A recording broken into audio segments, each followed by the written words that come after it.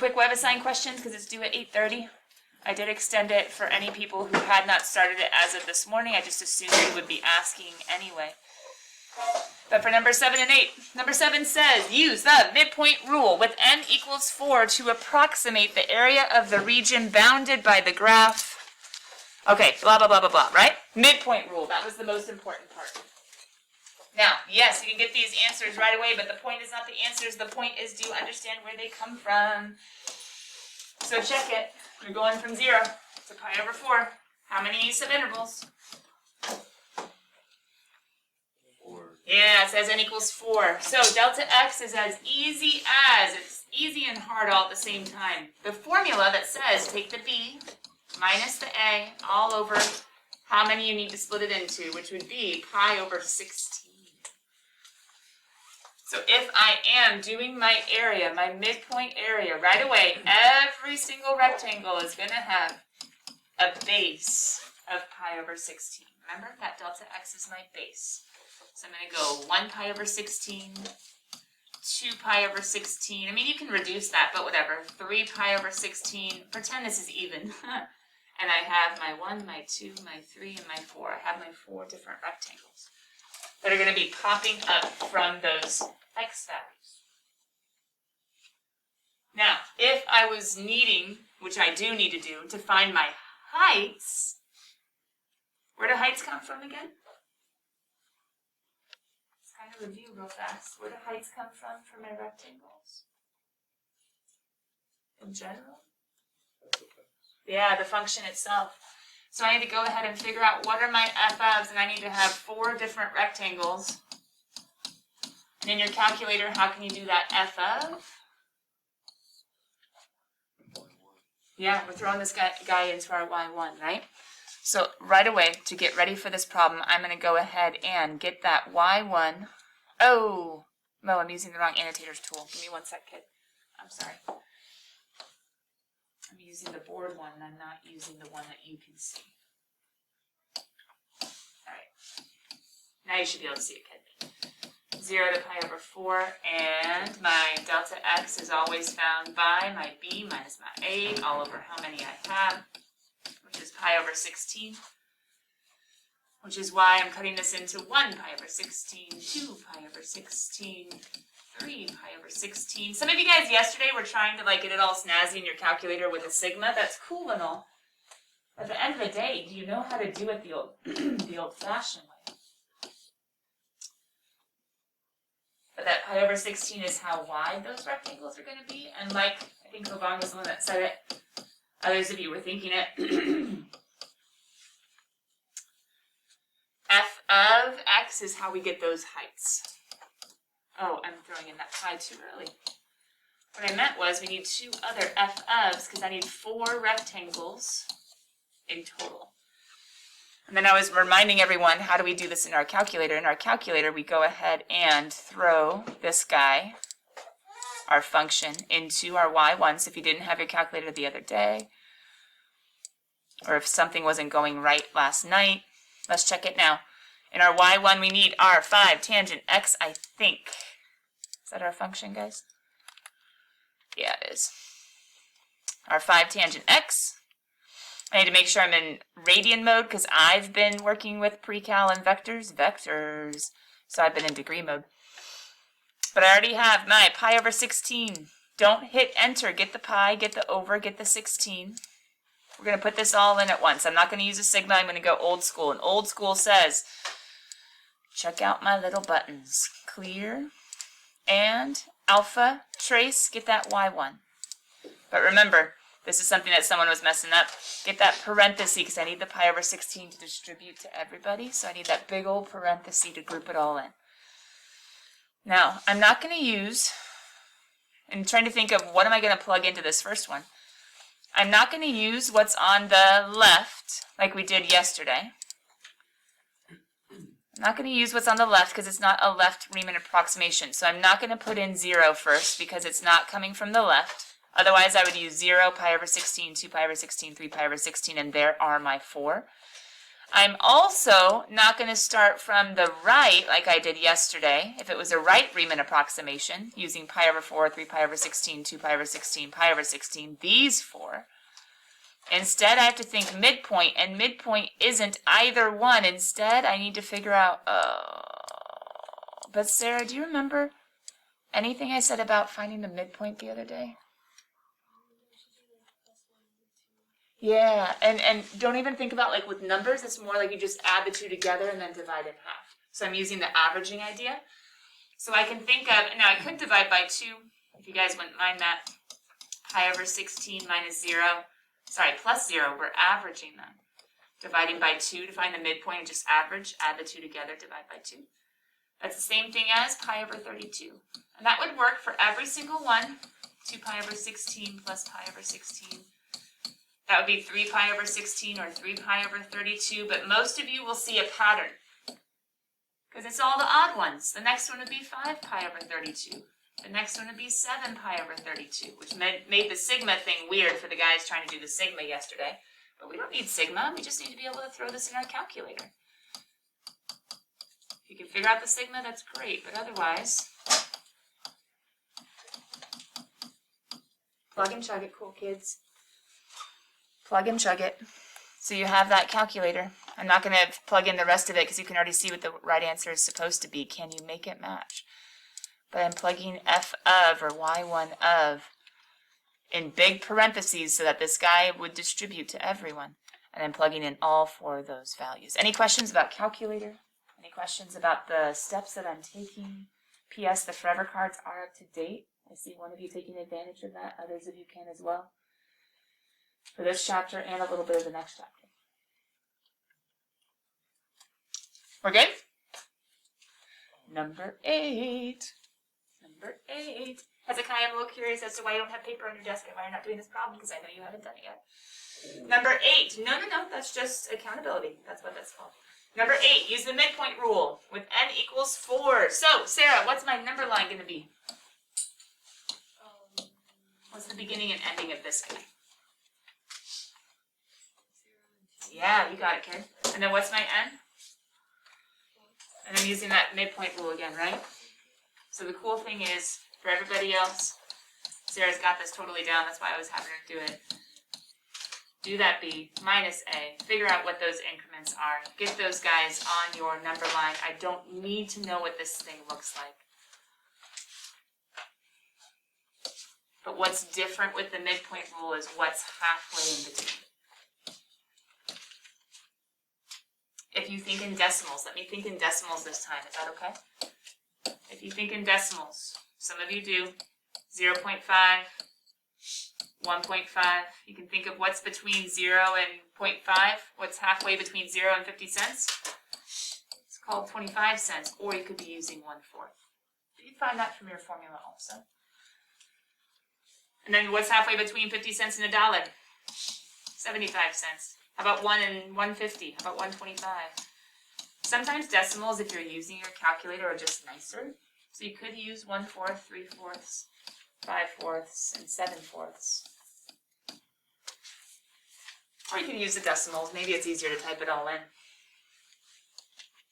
But at the end of the day, every single area of those rectangles formed is going to have that base of 0.25. I'm just showing it in terms of decimals for those of you that think that way. But don't forget a big parenthesis before your y1 of, and don't forget to change your y1, right? Change that y1 to your new function, 5x e to the x. And then get your appropriate function values. I'm going to go ahead and set a timer, so I think that's enough, right? You guys have 14 minutes to go ahead and get that web assign submitted, just in case you're finishing up either of those 2 problems and trying to get work. If you can get that work attached, that's even better. I'm going to leave this on the screen, and so you can, those of you that are like, I'm done with homework, it's scanned, it's in, I'm ready to go, awesome. Go ahead and just use these 10 minutes to get your notes set up in section 4.3. The Jamboard is there and ready to go. You have quite a few pages to take to get set up. You can grab some coffee, you can grab some donut holes. We'll have this kind of be our nice soft time of the class. And then starting at 8:30, we're going to hit section 4.3. Sound good? All right, so some of you guys are getting notes ready, some of you are doing forever, some of you are in WebAssign playing with 4-3 homework already. Do we all have a way to be productive and kind of take it easy for 10 minutes? Is that cool? All right, let's go. I'm gonna start the timer and I'll be back. Starts, do you start off like doing some geometric area? Or no? Do you remember?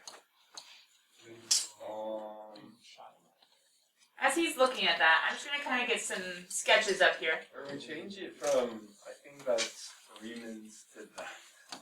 Okay. Whenever I look at an integral, I look at the numbers on the top and the bottom. The numbers on the top and the bottom tell me the beginning and ending of the area region. And then I have to look on the inside to say, who is the guy that I'm graphing? Like, what am I supposed to be looking at?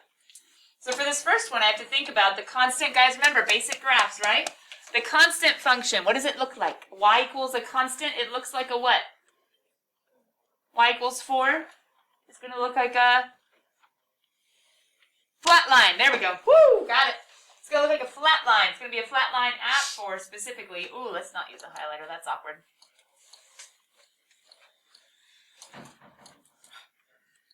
There we go. X plus 2. Ooh, we got to review some linear stuff. X plus 2, I have an intercept of 2 and an up 1 over 1. It's going to look like this. Whoop. And then 4 minus x squared. Oh, did you guys see what this guy is? He's a hidden semicircle because he's a rearrangement of x squared plus y squared equals r squared. He's actually a semicircle. That looks squished because of how I did my units. Anyway, stop judging. If I was trying to find my area, we would say we need calculus, except, kiddos, why would the directions say use geometry? What's true about the shape that's formed by A? It's a rectangle, yeah. So since it's a rectangle, I can just say area is equal to base times height. So 3 minus 1 times 4, aka I know this exact answer is 8.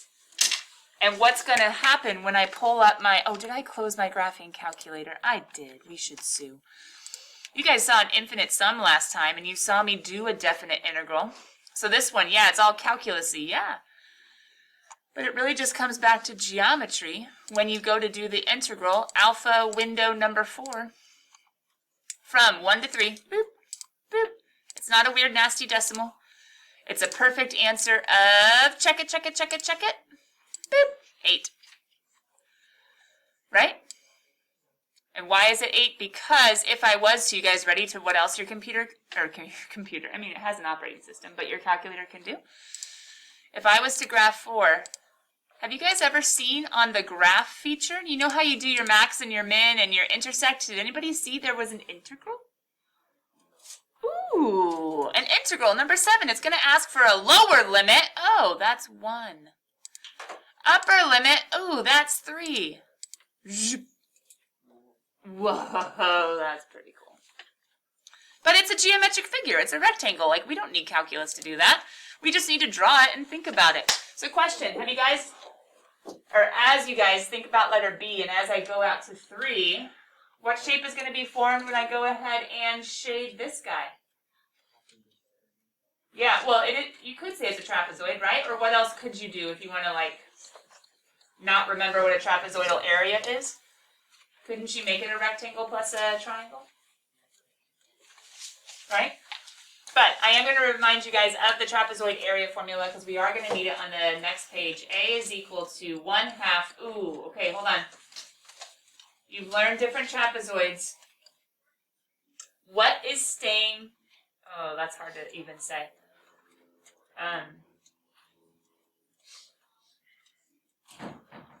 We have base and we have height. Let me put it this way. Can I put it this way? If I was to ask you for the base of this figure, you guys would totally tell me. But for the heights, what's the dilemma with the heights?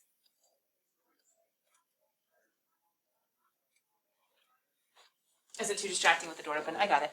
But yeah, it's slanted, and isn't there like one height on the left and another height on the right? Do you guys agree? Like, there are 2 different heights for this guy. Well, and all the heights in between. Like, there are infinitely many different heights along that line. But, like, on the edges, there are 2 different heights. So what we do for a trapezoid is we just say, hey, tell us what you know. Okay, the base is 3. Tell us what else you know. Okay, this height is 1. And this other height, I don't want to cover up that bound. I'll make it short. There you go. Ooh. Hey guys, what would the other height be? Well, it's at 3, but where is it at? And how do you know that? Can't I plug it into f of x is equal to x plus 2, right? My rise over run is 1, so I go up 1, over 1, up 1, over 1, up 1, over 1. Ooh, careful. 3 plus 2 is, isn't that 5? So all the trapezoidal area does is say, hey, take the 2 different heights and then average them. Average the 2 different heights, multiply by the base. That is the trapezoidal area formula. So 1 plus 5 would be 6. 6 divided by 2 is 3. 3 times 3 is 9, I think, right? You guys, practice with your calculator. Can you plug this integral in? You can use the graph and have it go zoop and shade it. You can use the home screen. Can you use your calculator, your TI? And where is your TI? Go find an integral feature and see if you can get it to be 9 for this function. Sarah, go ahead. So, like, with that, how you're writing, like, the area part? Yeah. Would that be, like, using the geometric formula? Good. Now, the nice thing is for trapezoids, we're actually going to take a quick little time out and talk about them a little bit longer. But the way I wrote the formula just now was the way that I remember it a little bit better, which is base times the average of the heights. But it actually means the same thing. Just most people take that 1/2 because they don't like it there and they move it instead. So it's just like another way of thinking about the geometry formula. And then the nice thing is we are making a forever card out of this, just because not a lot of people remember the trapezoidal area formula. It's kind of awkward. Who's gotten 9 in their calculator, in their TI? You know how to get 9? Do you have your TI? On your phone. Unless you have like a cool app because it's not an iPhone. Androids have like that nice little... Do you have the TI on there or are you using something else? Sneaky, sneaky. Well, that makes sense.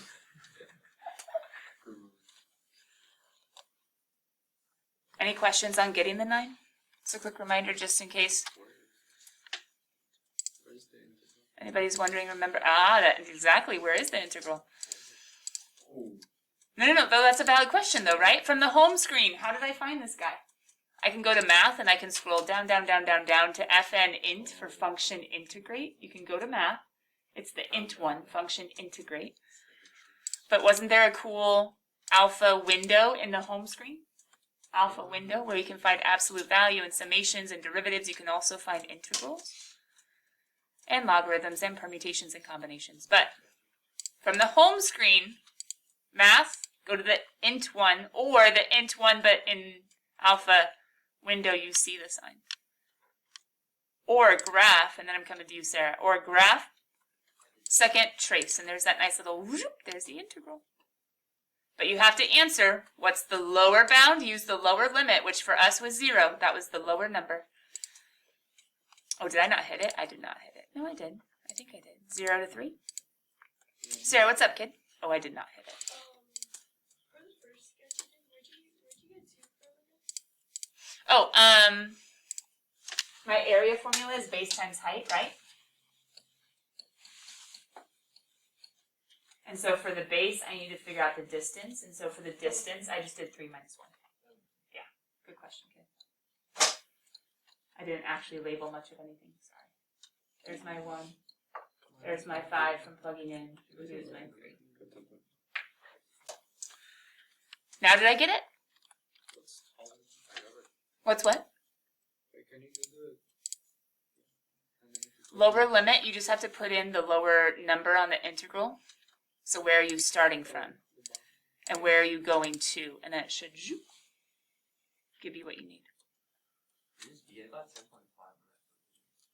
Oh, so did I. Did I add something wrong? I think it's from 1 to... Oh, I put 1. Yeah, it's not 1. What is it at 0, guys? 0 plus 2 is 2. I had it at the wrong place. I don't know why I drafted it at 1. Yeah, shifted up. Oh, I think I went by 2s and I forgot about it. 3, 4, 5.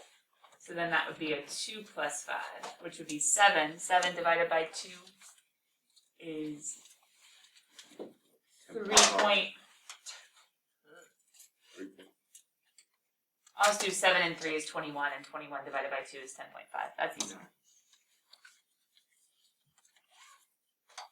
21 halves is 10.5. Thanks, guys. Good thing we went to our calculator, huh? Did we find some way to do an integral in our TI? Okay, so how about this last one? What are my bounds? Can you see on your Jamboard, or did you already write it down? It's tiny up here. -2, 2. Ooh, and why are they giving why are they giving me, why are they giving us those bounds? Because that's a perfect fraction of a circle. Now my circle's squished, I know, I didn't do my units nice and spread out, lo siento. But I have it 2 and 2 and 2. I have it circular. And thinking back to the geometry, x squared plus y squared is equal to r squared, right? So then if I solved for y, I would get plus or minus square root of r squared minus x squared. Anytime you see a square root of a difference of squares, it should be a semicircle. But why am I only showing the top part of the circle? Because what kind of radical is this, a positive or a negative or both?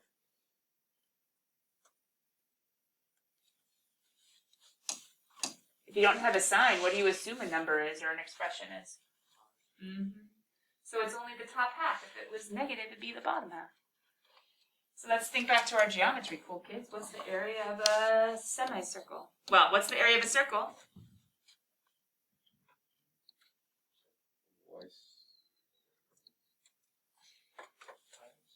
Yeah, pi r squared, but I have a semicircle.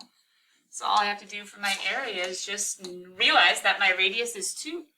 And say, oh, my area is just 1/2, well,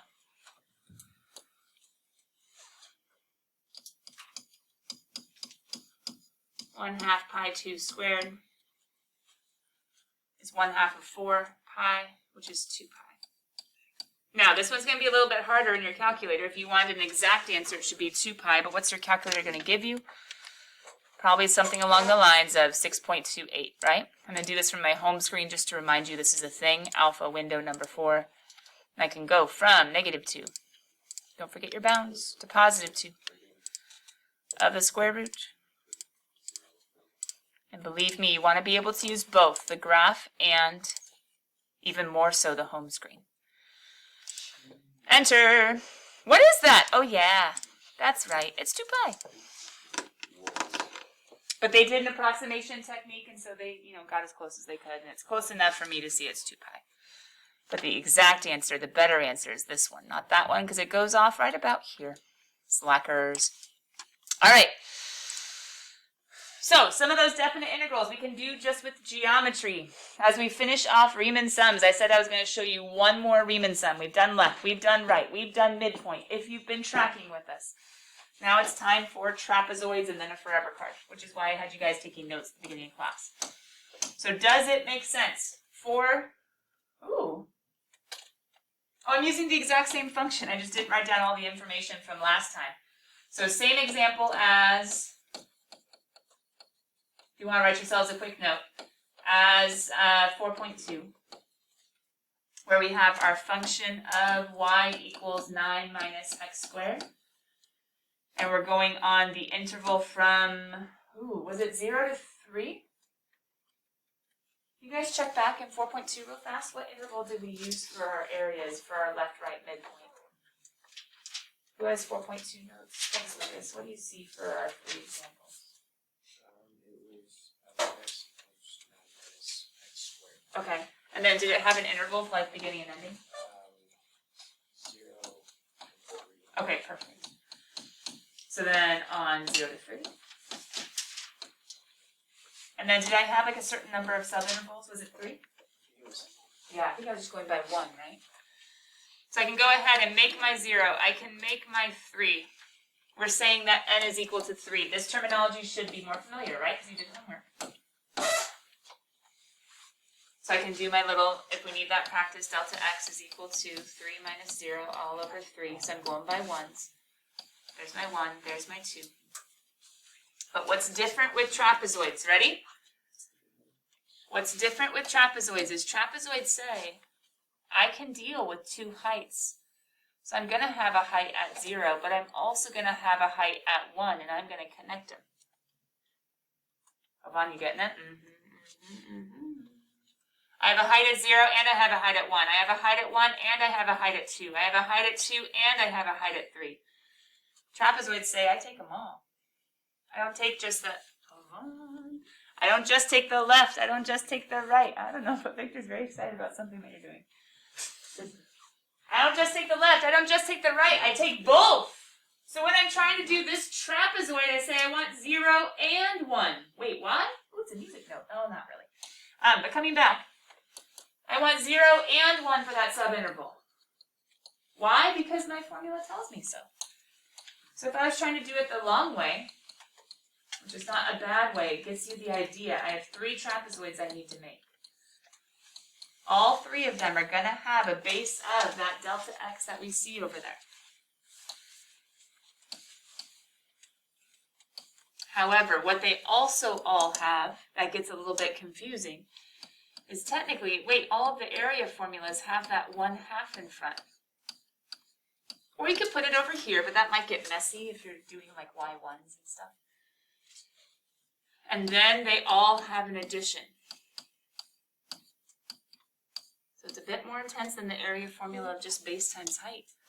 So they all have the 1/2 from the area formula. They're all going to have a base of 1 just from me finding delta x off to the side. And then they all need heights. And the heights that they're going to need is, well, they're going to be going up to the function. I know that. When you guys do the watch-its, they might just be giving you the numbers, but the numbers are coming from the functions. Another question from today. But when I go to plug in, I would plug in 0 and 1 for the first trapezoid, 1 and 2 for the second trapezoid, 2 and 3 for the third trapezoid. But didn't we try to make this efficient, guys, to try to like simplify what you actually have to type into your calculator? And is anybody tired yet of having to go and type y1 over and over and over again? I'm not going to take this to a sigma. I'm not going to take it to a sigma, but I am instead going to say, what can I do? I can pull that 1/2 in front of everybody. But look at what happens when I pull not only that 1/2, technically I'd be pulling, sorry, it doesn't make a difference in this one, but I would be pulling that 1/2 and that 1, because every single trapezoid will have those pieces. But look at what happens when I pull the 1/2 and the 1 out. Those are gone, right? Pulled out my GCS. Hold on, something trippy is about to happen that some people would say I should make you memorize, but I don't because the AP doesn't ever give you this. Eyes, eyes, eyes. What happens when we add all these together? What happens when we add all these? The 1/2 is out, the 1 is out, I've pulled out my GCS, I'm going to do this plus this plus this plus this plus this plus this. Do I have any like terms?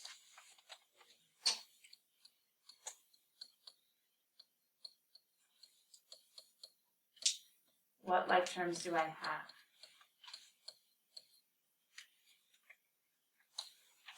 What's going to go inside my first f of? What do I only have 1 of to begin with? I only have 1 f of 0, but what do I have 2 of when I combine them? F of 1s, and what do I also have 2 of when I combine them? F of 2s, but what do I only have 1 of at the end? And this is how trapezoids will always work. Because at the endpoints, those only are a part of one trapezoid. 0 is only a part of 1, but 1 would be a part of not just the first, but also the second. 2 would be a part of not just the second, but also the third. But 0 is only a part of 1, and 3 is only a part of 1. It's the other 2 that are a part of multiple. However, this only works. This trick of, some people call this, actually, I shouldn't say some people. People call this the trapezoidal rule. And it's like, hey, that's cool and all. But the trapezoidal rule about like take 1 of the endpoints and 2 of everything in between and then 1 of the other endpoints and then have your 1/2 base in front, The trapezoidal rule, sadly, only works for equally spaced subintervals. Which, if they allow you to make them, we always make them equally spaced. Why would we make like one of them wider and one of them narrower? That doesn't make sense. We would just keep them all nice and equal, nice and ordered, kind of. But the AP says, if we do that, you're going to go ahead and use a calculator program. So we're going to give you a funky table that gives you only the y values we want to give you, and you have to use those. And all of a sudden, all of our nice, even pull out of GCF is thrown to the wind, and we can't even do that anymore. So we just have to do our trapezoid formula. So anyway, it's cool and all, the trapezoidal rule, and this whole like 2 in front is cool and all. And your watchets might have the 2 in front, but yeah, you can't always do that. So I'm not going to have you write down the trapezoidal rule. I used to, and I took it out of the forevers. Instead, I'm just going to say, you know what? Do you know how to find the area of a rectangle? Do you know how to find the area of a trapezoid? If so, this is what to remember. If so, this is what to remember. I'm going to add one little thing here at the end. For unequal, because it's in our forever cards, and so it's going to help us remember, not just now, but like in a month or two when we're doing review, for unequal subintervals, set up the individual areas. What I mean by that is do your A1, do your A2. And no, I'm not kidding about putting that in a forever card. It's way too easily forgotten. All right, take a picture of the forever card. You guys were taking notes for like 10 minutes. Or maybe 5, or maybe 4, or maybe 3, or maybe 2. Hopefully not just 1 minute when we had that huge break. But this forever card needs to make it into your notes, but we're moving on. This is the end of Riemann sums, which was kind of 4.2. Just there's a little bit in 4.3.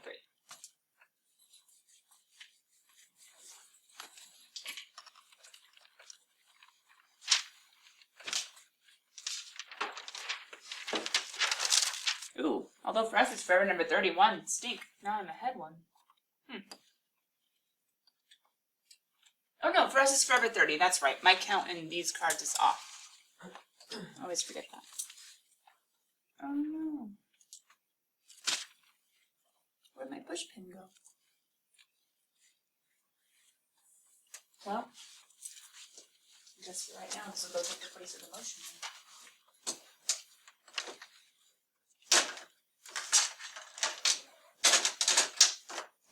Sorry guys, my push pin disappeared.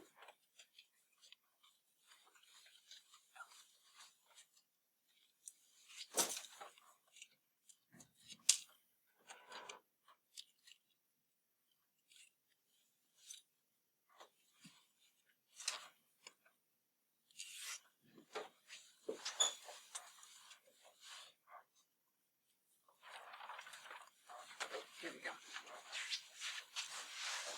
Riemann sums, we're using rectangles. We're using rectangles as a gateway to get into our integration of the perfect area, kind of like a secant line approximates a tangent line, or a tangent line approximates a curve. We're using rectangles to approximate area. All right, 60 more seconds and then it's coming off. So get what you need and or take a picture of it so you can get it down, okay?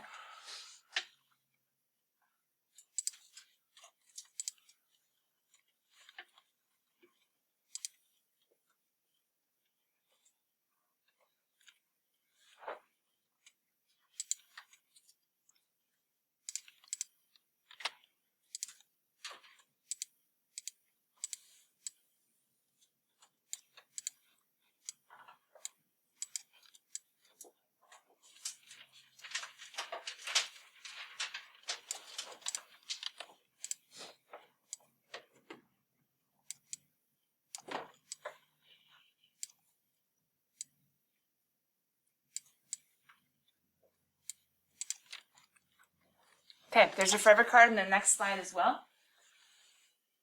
5, 4, 3, 2, 1.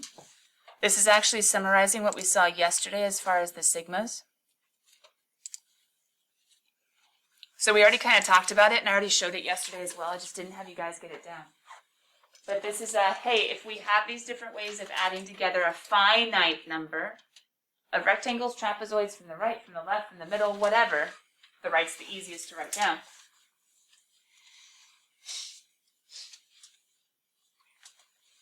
If we have a way to do it finitely, then just add a limit on it and we can go to infinity. Not like an infinitely large area, but within a finite area, section it into infinitesimally thin subsections and accumulate those individual areas. Let me go ahead and pause and let you guys get this. Then we'll talk about it. And this is, once again, our transition into definite integrals. Even though I've been showing them for a little while now.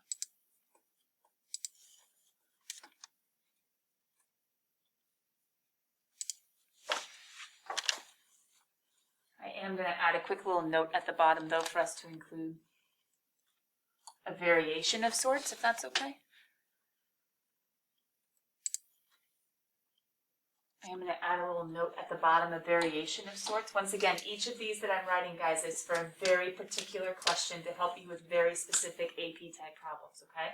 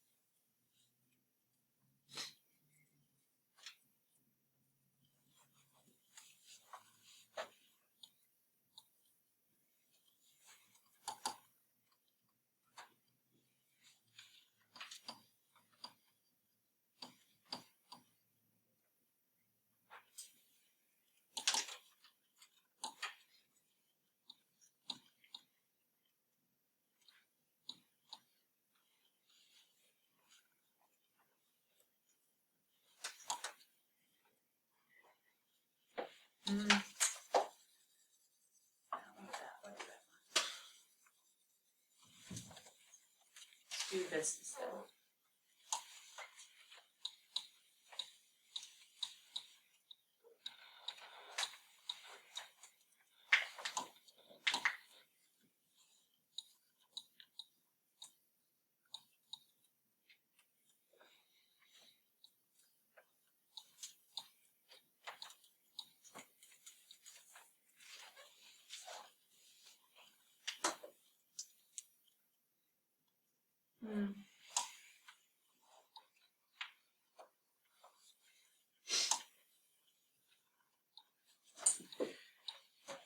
The problem is these like letters can change. They can use K as the index, so it'd be K and K and K, K and K and K. They could use N as this guy, N and N and N, N and N and N, and then that's just a number. They can change up the letters. It's not always I. I actually stands for index. And index is just like index cards. You go through index cards. I is telling us how to go through the numbers from one to what.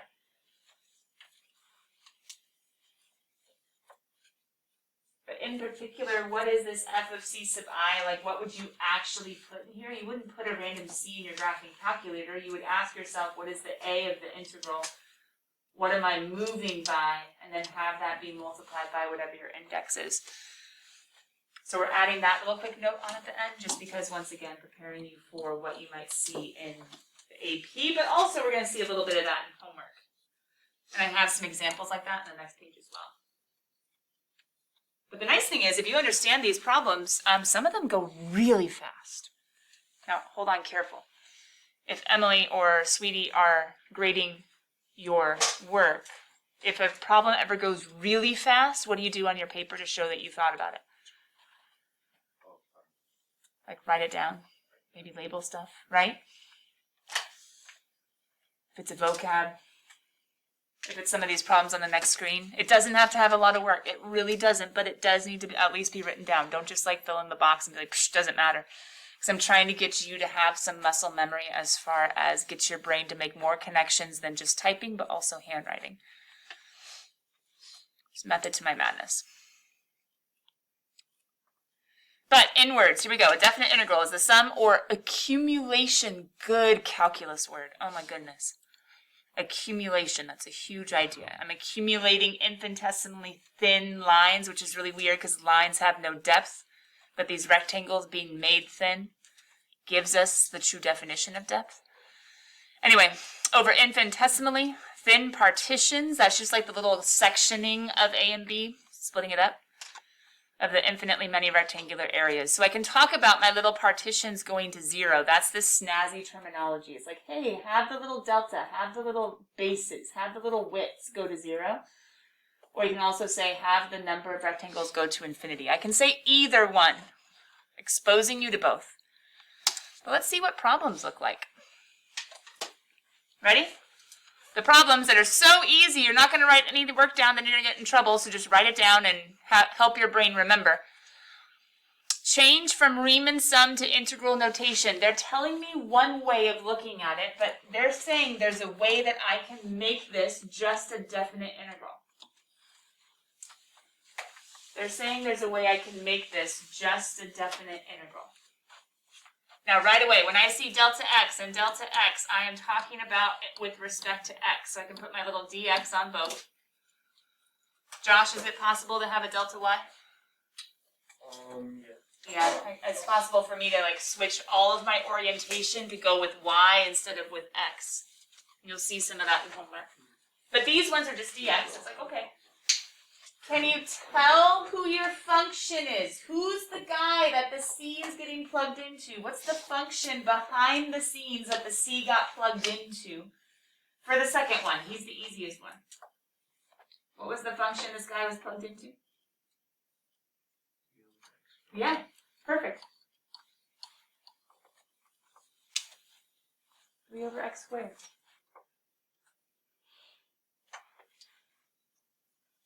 Over x squared.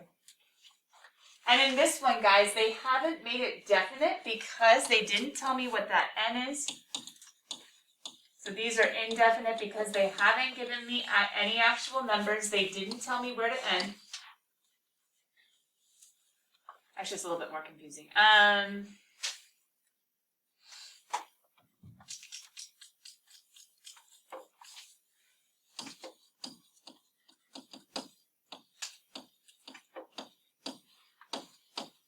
We're going to keep them indefinite, here's a better way of putting it, because they didn't show us clearly what A and B is.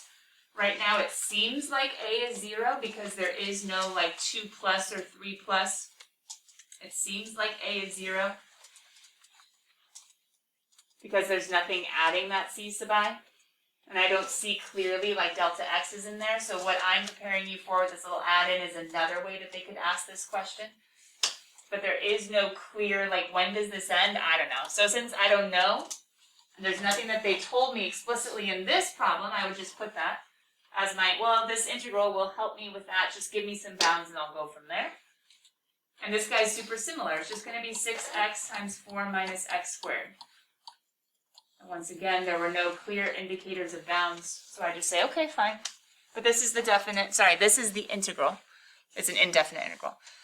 But this is the integral that would model this Riemann sum.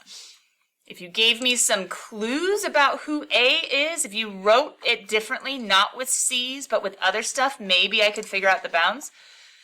But you gave me the C's, and I say, okay, fine, whatever. The C's become X's, and the delta X's become dx's, and that's an integral. Just a very, very, very snazzy way of writing the integral. And of saying, hey, those antiderivatives, this is what you were doing. But, oh, our formulas were so much nicer than nasty Riemann sums with C sub i's and limits. The antiderivative was so much easier.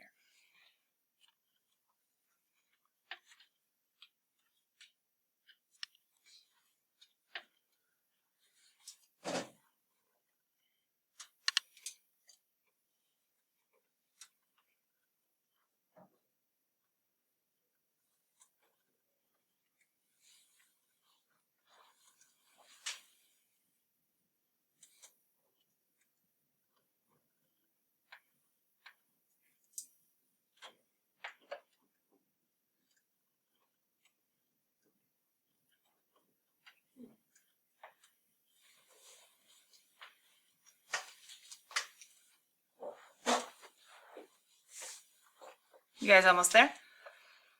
Just trying to let you get that notation down. It is funky, it is weird, and we're not going to use it a lot, so you're not going to be very familiar with it. But if you can get it written down, hopefully, your brain has like, oh, this is a thing, and the thing can be rewritten as something I do know better, and I will get to solving easier. This nastiness can be simplified. But what if they ask us something else? What if they give us a picture and say, now tell me the area with an integral? You're still writing an integral. Guys, draw the picture. Help your brain attach. I know you're not going to like doing this, but this is how you show the work on these ones. What integral are they looking for? Let me give you a couple moments to ponder this one. If they give you those two graphs, take a second, sketch that function. How would you fill these in? Josh, does this look like web assign problems? Yeah. So take your time now. Get some good examples written down. We're going to think about what goes in that integral in just a second.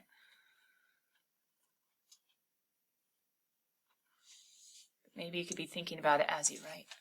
So that means I hope we're pretty confident. What'd you guys put into your integral? For the first one, for A.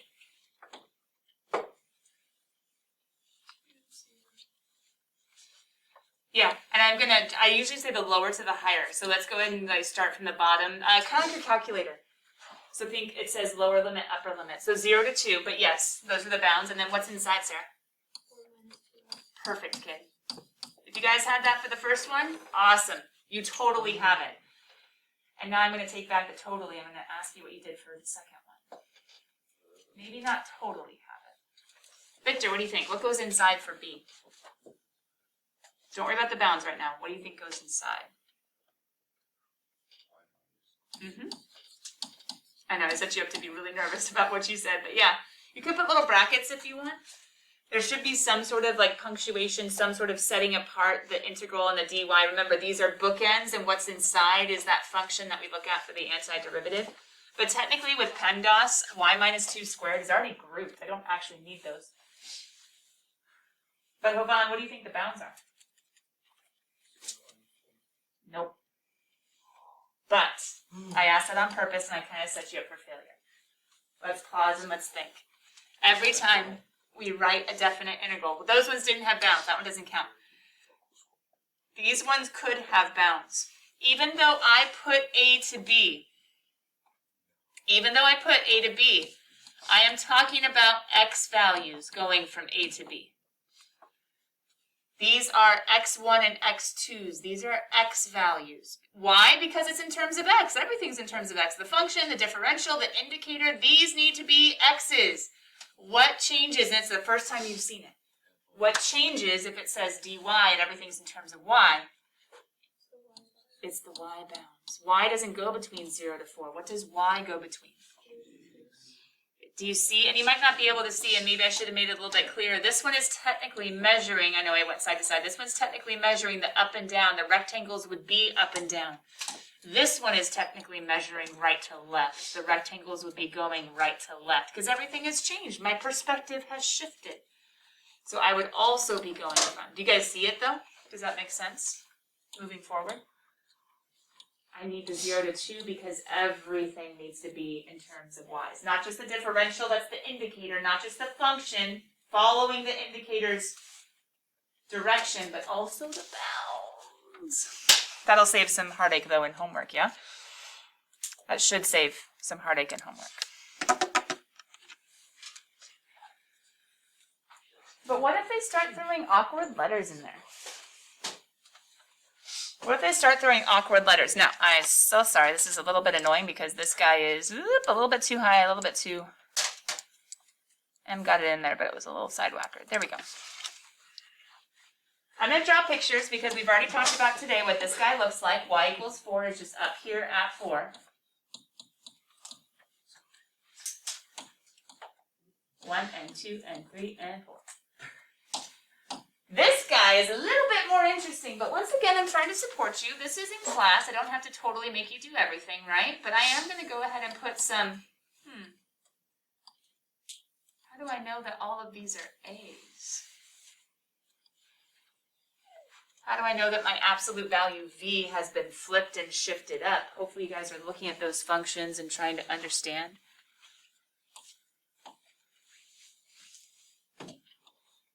The question is, whoa, I don't know what I just did. It was a shortcut of some sort.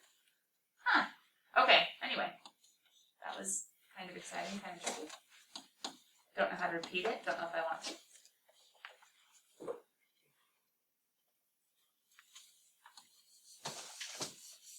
If I'm trying to help you guys with the dx, dy thing, I should probably be shading this way to indicate those little rectangles that are up and down, up and down, up and down, up and down. Same thing with this, little rectangles that are up and down, up and down, up and down, up and down, up and down, up and down, up and down. But what's my area formula that I'm going to use for the first one, guys? Area of a rectangle. What is that geometry? Yeah, I don't even have to worry about the calculus. I can be like, yay, I have a way to do that one. Or this one, area equals, ooh, just a general triangle. What's that area formula? Half base times height. Ready, set, take it away. What can you do? Ready, set, take it away. What can you do?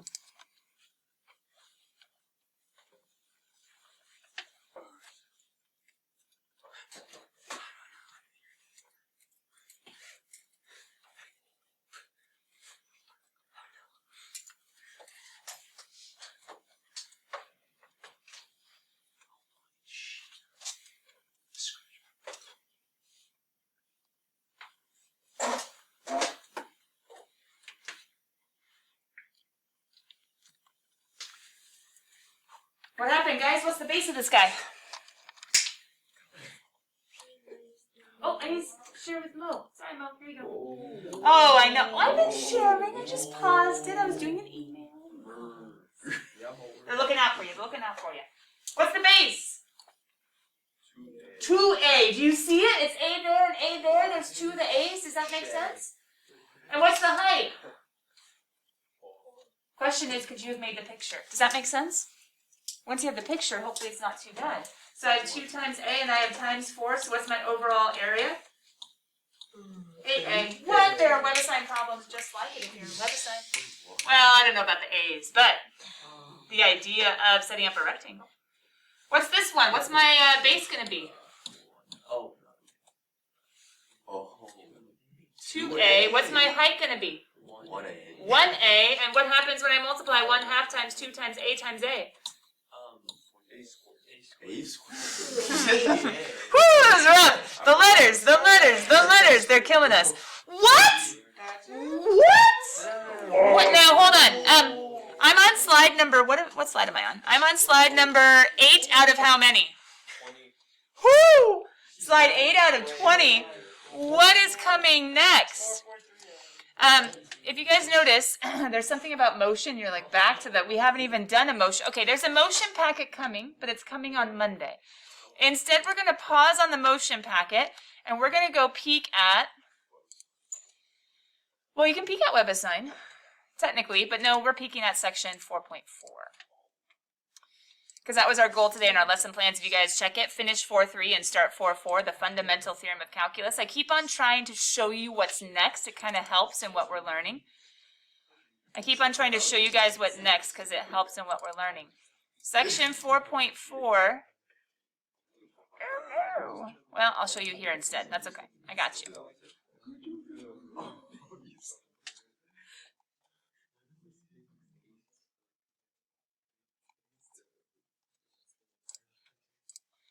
Here we go. Section 4.4. It's not a Jamboard, so don't worry about it. It will be one of these days. It's just not right this second. It's okay. I thought I was going to motion, but I'm not. I'm going to section 4.4. Section 4.4. Check it. Section 4.4. Kiddos, we're not done yet. Notes open. Section 4.4. The fundamental theorem of calculus. Section 4.4, the fundamental theorem of calculus. Everything on this screen, except for the very, very, very, very bottom, with motion. The with motion is what we're going to do on Monday. The with motion is what we're going to do on Monday. But everything else you've seen me show area graphically, you've seen me do some geometry to solve, we've done some left-right midpoint, and you're going to do some trapezoids to approximate. The with motion is coming next. But if you notice, what's new in this section is number 5. And what do you see in number 5? Dealing with definite integrals, not with geometry, not with approximations, but algebraically.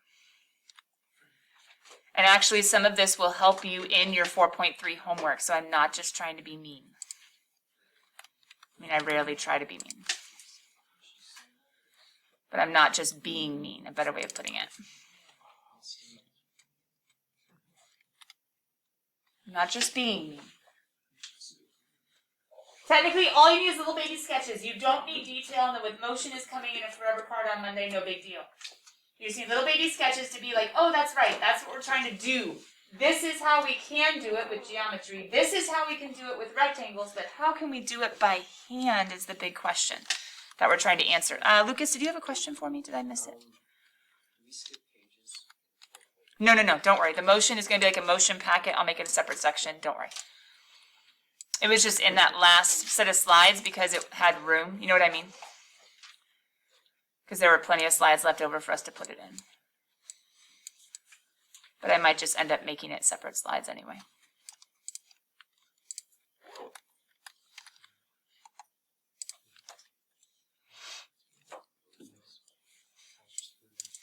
Okay, algebraically is how we're going to start playing with it. And once again, your web assign for 4.3 starts in the algebraic, so I'm trying to get you guys some of that content that you're going to need. And what I'm talking about is specifically something called the properties of definite integrals.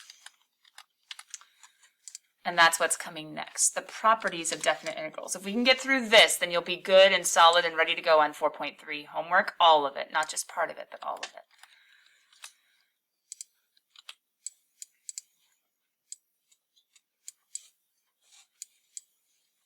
Now, I'm going to get back to Jamboards, but you guys don't technically have this Jamboard. Like shared, you are going to, but it's not totally done and made. I just made enough for like today, like right now. So let me go ahead and get what I can for you guys to be able to see the last example I want to do today.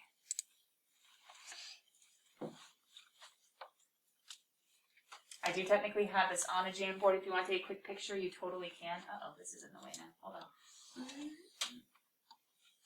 I move it over. No, I can't. It's awkward, but I'll do. We've done graphically. What does this look like? This meaning the definite integral. He's the star. He's the star of section 4.4. He kind of has been the star, but we kind of just said, well, what do you look like? And then we said, like, is there anything that we can sometimes do to avoid calculus? And it's like, yes. And then this is technically avoiding calculus, but in a much more intense fashion, I guess, with the rectangles and the trapezoids and the left and the right and the midpoint.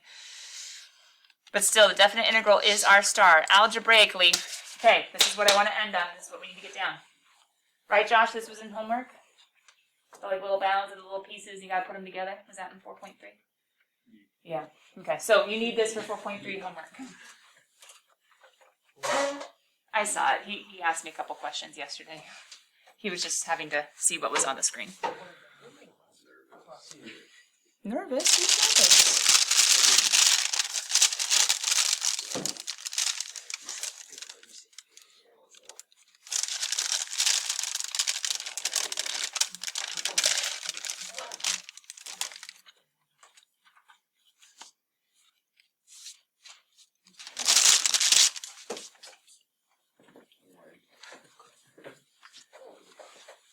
Who's nervous? Do you guys see what's really good about this page?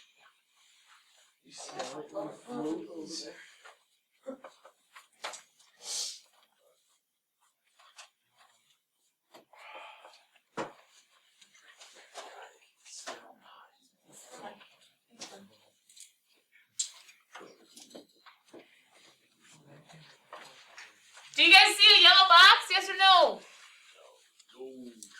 Now, in some ways, maybe I should make it a yellow box. I'm really trying to make it so that you don't have to fill this in, like on a forever quiz. Maybe I should though, because this one is super important to know. Actually, what else is super important to know? I'm going to make it darker. This one's super important to know. This one's super important to know. Everything else just kind of comes easily once you get some practice. The same way that we could do antiderivatives, we could split up addition and subtraction. Actually, this one's really important to know. Just kidding. Those three. The same way that we could split up when anti-deriving with addition and subtraction, we can do that with definite integrals as well. The same way we can pull out a constant with indefinite integrals and anti-deriving, we can do that with definite integrals as well.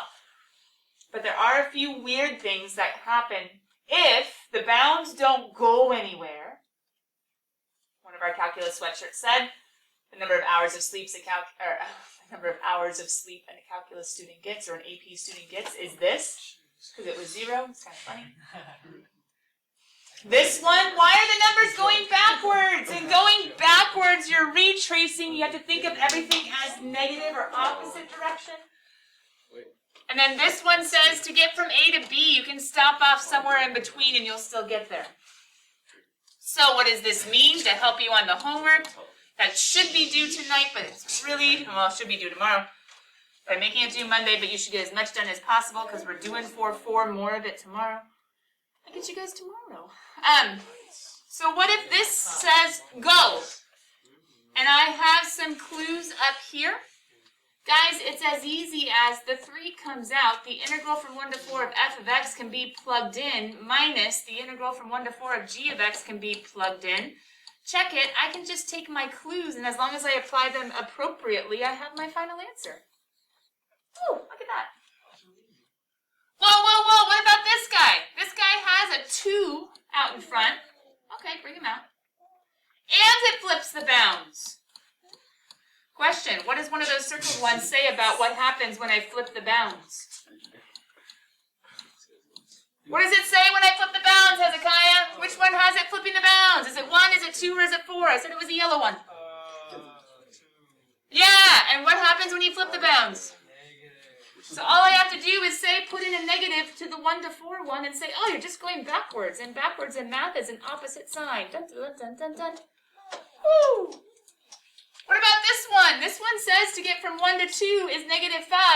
So how do I get from 2 to 4? There is no 2 to 4. But it's area. If from 1 to 4, whatever it is, if from 1 to 4, whatever area that I'm talking about, if that's equal to 2, and if from 1 to 2, whatever area this is equal to negative 5, then how can I get the rest of it? Question, which part is the whole and which part is the piece?